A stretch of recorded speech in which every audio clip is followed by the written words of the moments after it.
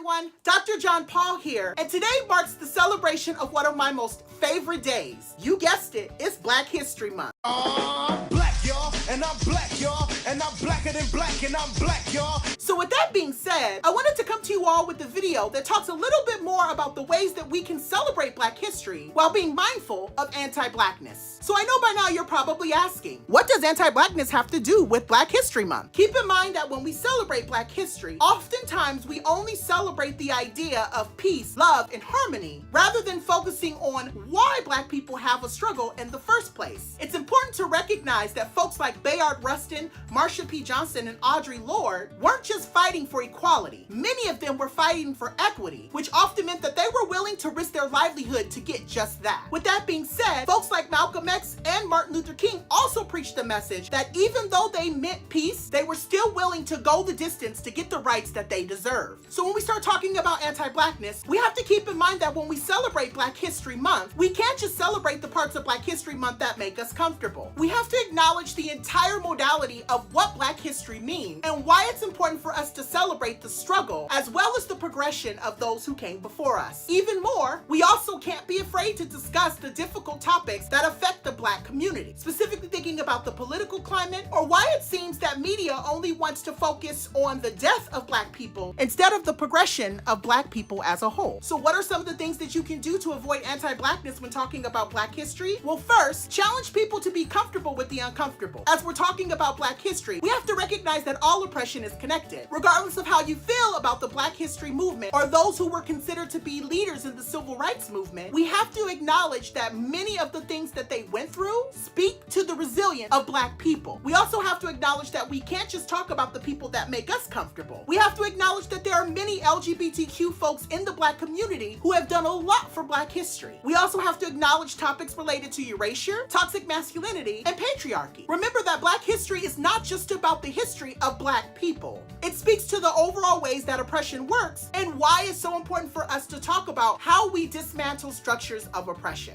Yes, while Black History Month should be a full year, it's about celebrating how far we've come and how far we truly have to go. I truly want to say thank you to everybody who continues to watch my videos and support the work that I'm doing. Continue to share these videos and make sure that you subscribe. You can subscribe by clicking the button below. Follow me on Facebook, Instagram, and Twitter by using the handle at Dr. John Paul. Thank you so much for watching this video. Make sure you take care of yourself and everyone else around you. And until next time, I'll catch you later. Bye.